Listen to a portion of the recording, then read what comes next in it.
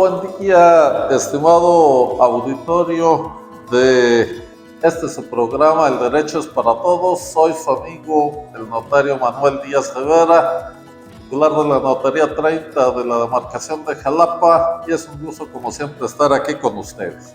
El día de hoy les traigo un tema muy interesante, que es el impuesto o los impuestos en la enajenación de bienes inmuebles. ¿Qué debe usted pagar? ¿Bajo qué tasas? ¿Cuáles son los momentos en que hay que pagar? Etcétera. Todo eso lo estaremos viendo hoy. Recuerden ustedes que tenemos un número de WhatsApp para sus dudas, preguntas, propuestas de temas: 2281 3808 54. 2281 3808 54, WhatsApp, preguntas, dudas, propuestas de temas. Con mucho gusto, cualquier asesoría jurídica, estamos para servirle. Y les repito, hoy estaremos analizando las contribuciones en general que se causan con la enajenación de un bien inmueble. Recuerden ustedes que enajenación es hacer ajeno, y puede ser mediante una compraventa si hay un precio, mediante una donación si es obsequio, mediante una permuta si es un cambio, o mortis causa. Esto es por causa de muerte. Cuando una persona fallece, en ese momento enajena sus bienes, aunque no sepamos exactamente a quién, cómo y en qué proporción, pero ya no son de esa persona porque ya no tiene personalidad jurídica, pero todo eso genera impuestos, derechos. Muy bien, entrando en materia, miren ustedes, las contribuciones son indispensables para la sobrevivencia de un gobierno, de un estado, y estas contribuciones a su vez se dividen en contribuciones por mejoras, productos, derechos, aprovechamientos e impuestos. No los voy a aburrir con temas fiscales, pero vamos a ver dos temas hoy: los derechos y los impuestos. Y hay una diferencia muy sencilla. Los derechos son la contraprestación por un servicio que nos presta el Estado, ¿verdad? Ocupamos una licencia de manejo, tenemos que pagar por su autorización, independientemente de los demás requisitos. Vamos a pensar en los impuestos. Compro un vehículo nuevo, hay un impuesto a la adquisición de vehículos nuevos. Entonces, compro un vehículo nuevo, tengo que pagar un dinero producto del impuesto a la adquisición de vehículos nuevos. Entonces, son los dos temas que vamos a ver referido a la enajenación de bienes inmuebles. Entonces, no tiene por qué ser complicado, no tiene por qué ser difícil, pero hay que analizar qué es lo que se causa de derechos en la adquisición de bienes inmuebles. Antes que nada, la ley nos obliga a certificar el valor catastral del inmueble y tenemos que pagarle al Estado, a la entidad federativa, por esa certificación. Recuerden ustedes que yo me estoy refiriendo al Estado de Veracruz, pero en cada entidad federativa hay un procedimiento similar. Entonces, ¿qué se genera? La certificación del valor catastral. Voy y le solicito al catastro que me certifique el valor. Debo de hacer un pago a el Estado. Segundo, por ley necesito acreditar que no tengo adeudos en el municipio donde se ubica el inmueble, pero una constancia de no adeudo. ¿Qué me va a decir esa constancia? Que no tengo ningún adeudo con el ayuntamiento. ¿Esto para qué? Para que el que adquiera no se le oculte algún adeudo y luego él tenga que pagar. ¿Cómo qué? Predial, recolección de basura, alcantarillado, etc. Todos los servicios municipales, ahí están. Muy bien, y tengo que pagar por esa constancia. Vamos a pensar que vamos a hacer una información de construcción o que hay un local comercial, necesito el valor dividido de terreno y construcción, nos pide una cédula catastral. Como yo voy en la pedo, tengo que hacer un pago de derechos por la expedición de esa cédula catastral. Ya tengo todo armado, ya tengo mi testimonio listo para inscribir. Entonces tengo que pagar un derecho por inscripción de ese testimonio en el registro público de la propiedad. Todo esto, estimado auditorio, pues está de hecho en el presupuesto que le hace el notario. Pero es importante que usted lo sepa porque de todo eso se expiden recibos para efectos fiscales que usted va a poder deducir como gastos notariales. Muy bien, pero básicamente esos son los derechos que se causan en la enajenación de un bien inmueble. Puede haber más expedición de planos, de cartografía catastral, etcétera, pero estos son indispensables. Muy bien, pasamos entonces ahora a los impuestos, que es un poco más importante en cuanto a montos.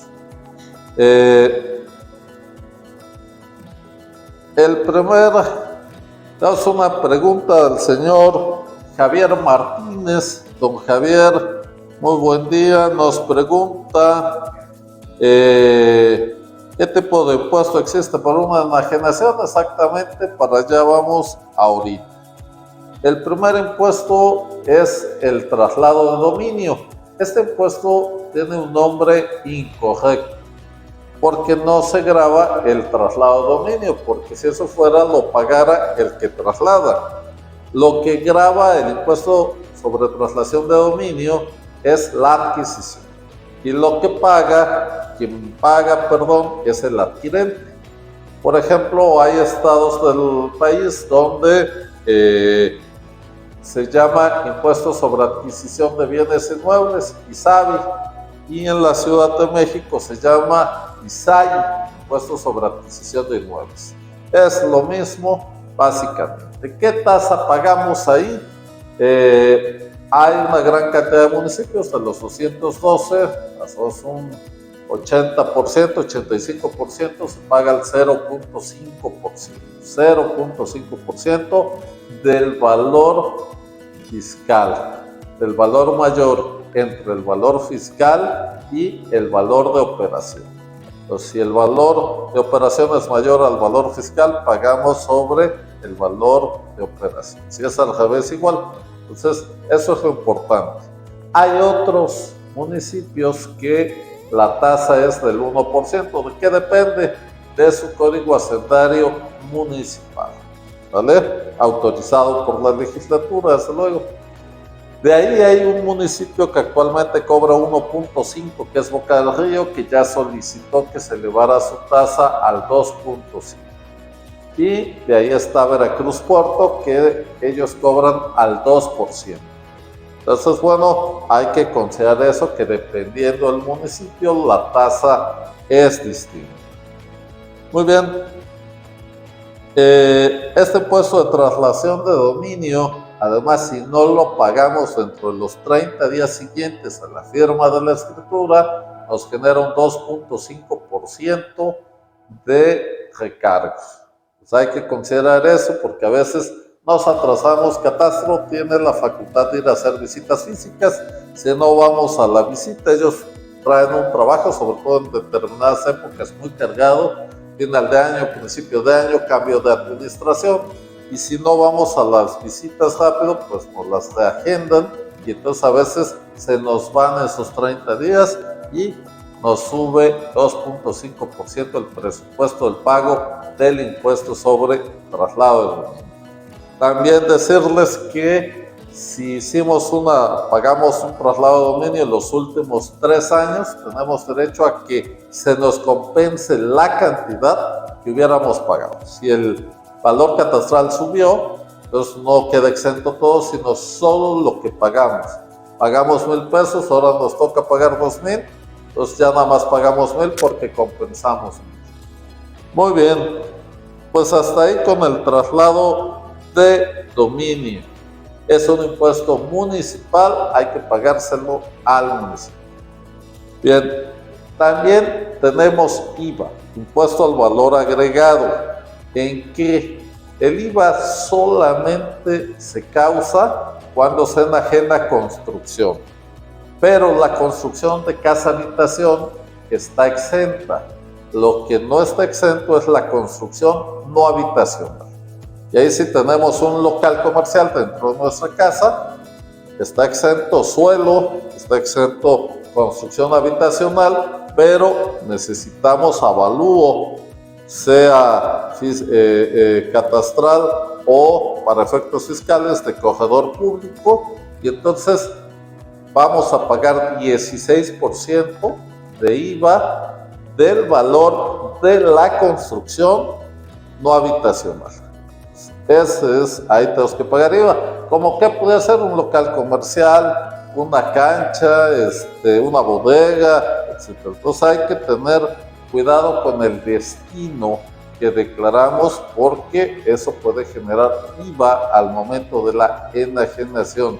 Obviamente enajenación a título oneroso. El IVA no se genera cuando es a título gratuito, ¿vale? Porque no hay valor. Entonces en donación y en adjudicación por herencia, pues no hay IVA, porque no hay valor. Muy bien. Entonces, otra pregunta de doña Yolanda Fuentes, a quien le mandamos un saludo. Dice: dentro de mi casa se construyó un local, ¿tengo que pagar impuestos? Sí, claro, el IVA de la construcción, aparte de lo demás, del traslado de dominio que ya vimos, y del impuesto sobre la renta, si es que se genera. Muy bien, pues hay otro caso también que genera IVA, que es los honorarios notariales. Al ser servicios públicos, servicios profesionales, la factura que emita el notario va a tener varias funciones. Una, va a acreditar pues el pago de los honorarios y se genera IVA, 16%. Se va también a servir para acreditar el valor de adquisición cuando es una enajenación a título oneroso. Si no tenemos el complemento del CFDI de una escritura traslativa de dominio a título oneroso, una compraventa, cuando queramos vender, no vamos a poder acreditar el costo de adquisición. Y ese sí es un problema importante, porque el impuesto sobre la renta se nos va a elevar. ¿Okay? Y ahí, desde luego, pues para acreditar el gasto de la escrituración y poder acreditarlo cuando enajenemos ese inmueble como un gasto que hicimos para su adquisición, entonces lo vamos a poder deducir de los impuestos cuando vendamos nosotros. Entonces, por eso es muy importante conservar esa documentación. Muy bien, hasta ahí el IVA, y pasamos a ver el impuesto sobre la renta, que es lo más arduo, lo más interesante y muchas veces lo más caro. Ok, el impuesto sobre la renta, como ya lo hemos platicado, es el impuesto a la ganancia. Si yo compro en 10 y vendo en 10, pues no gano nada, pues no pago nada, porque no hay ganancia. Si yo compro en 10 y vendo en 1, pues peor, porque estoy perdiendo, no hay ganancia. Pero si yo compro en 10 y vendo en 100, me gano 90. Hay una ganancia. No hay tasa fija sobre esa ganancia. Lo que tenemos que hacer es un procedimiento complejo para el cálculo. ¿Por qué? Mire, de acuerdo con la ley, el terreno se aprecia y la construcción se deprecia.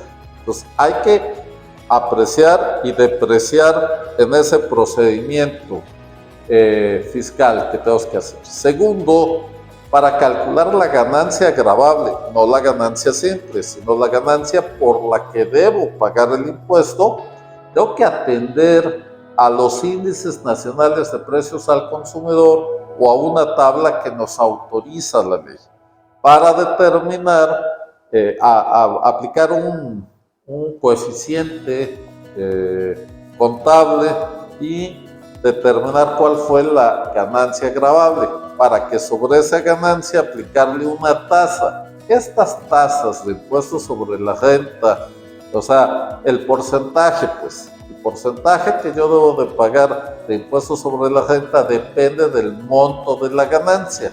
A mayor ganancia, mayor tasa. Entonces, es un procedimiento un poco complicado, pero lo importante es lo siguiente. Querido auditorio, usted tiene derecho a que le entreguen el cálculo. Usted debe de firmarlo autorizándolo. Lo puede pedir previamente y llevárselo a un contador de su confianza si es que así lo desea. Pero además tiene derecho a que le den una copia. ¿Para qué? Para que usted deduzca lo que pueda deducir, etc. Entonces, aunque es un procedimiento complicado, tiene que firmar autorizándoselo al notario, y dos, tiene derecho a que le den una copia para la deducción de sus impuestos. Eso es lo importante para el tema del cálculo del impuesto sobre la renta por enajenación. ¿Quién lo paga? El que enajena. Muy bien. Este impuesto tiene una exención, que es la casa habitación, que es terreno y construcción. Ahora bien, tengo que acreditarle al notario que es mi casa habitación.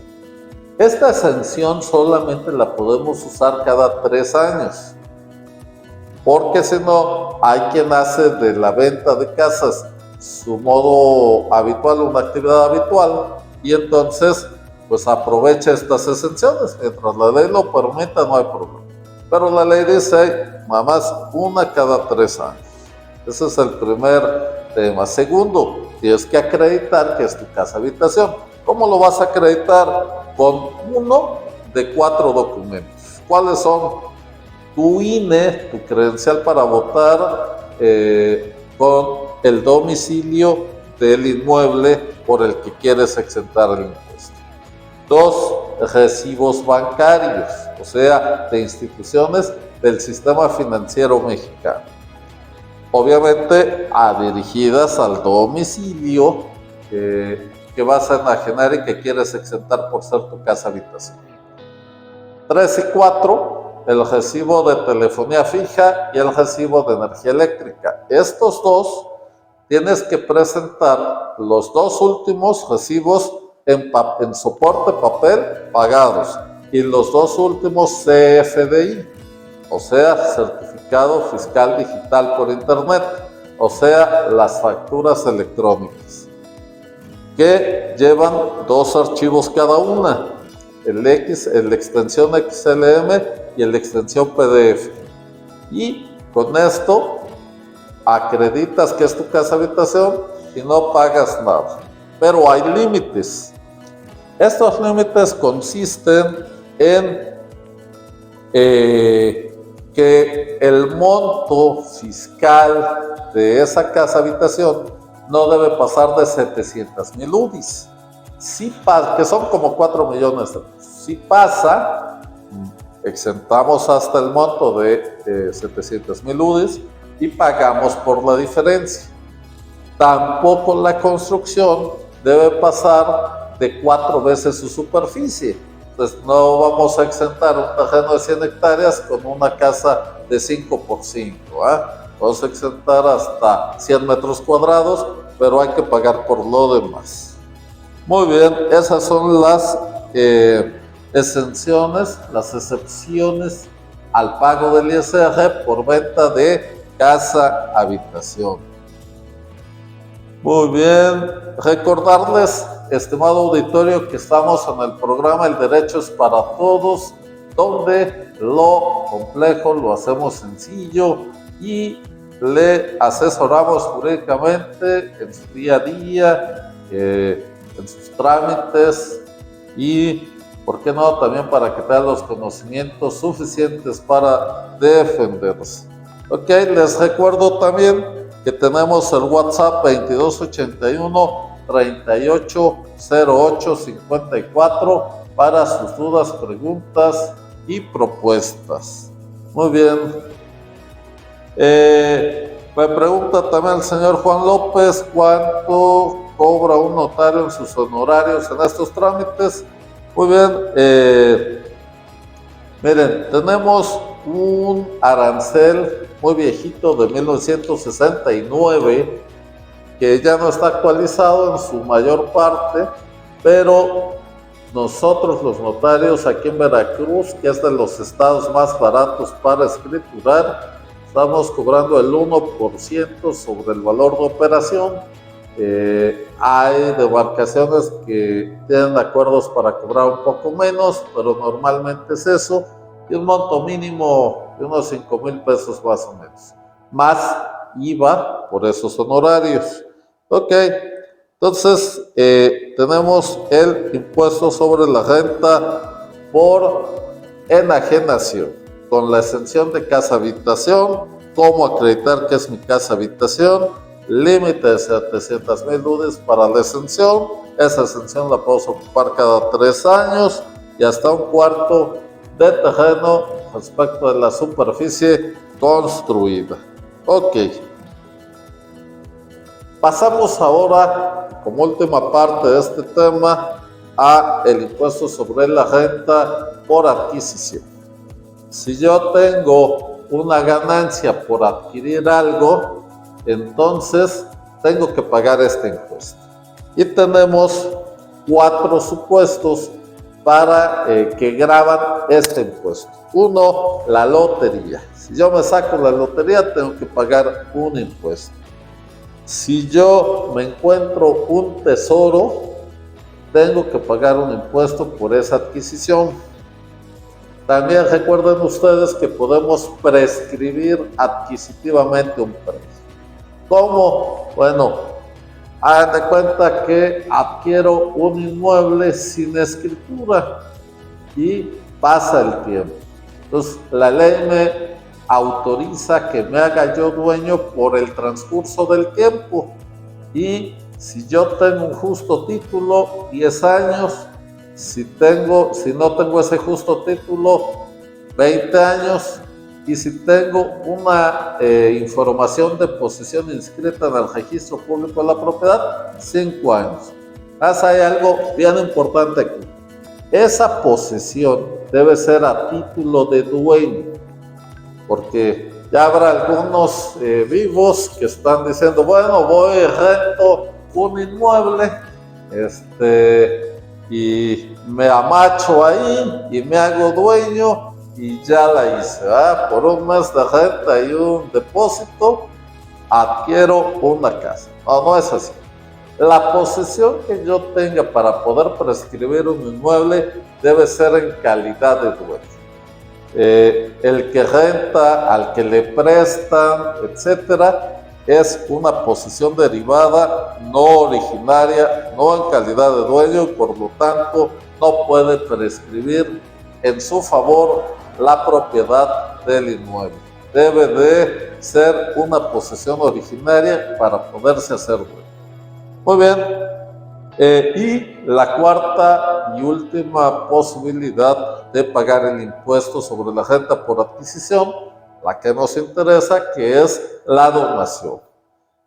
La donación, mucha gente piensa que es más barata que la compraventa. No es así. Paga exactamente lo mismo, pero hay una donación, es más, paga más.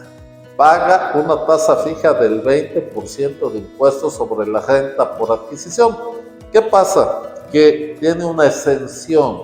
Cuando la donación se hace entre familiares en línea recta, padre, hijo, nieto, abuelo, etcétera, incluso por afinidad, mis parientes en línea recta por afinidad son mis suegros, ¿vale? Yernos, nueras, ellos todos están exentos en la donación. No así los familiares en líneas colaterales, hermanos, tíos, por consanguinidad y cuñados, cuñadas por afinidad. Ahí hay que pagar 20%. Pero si mis familiares a los que me donan o les dono son familiares en línea recta, no se causa el impuesto sobre la renta por adquisición, por donarles. Ok, entonces en ese caso está exento. Muy bien, querido auditorio, les recuerdo, estamos en el programa El Derecho es para Todos. Soy su amigo, el notario Manuel Díaz Rivera, en la notaría 30 de la demarcación de Jalapa. El WhatsApp para preguntas, dudas, 2281-3808-54. Recuerden ustedes que el único bien que se multiplica cuando se comparte es el conocimiento. Me dio mucho gusto estar con ustedes. Nos vemos la próxima.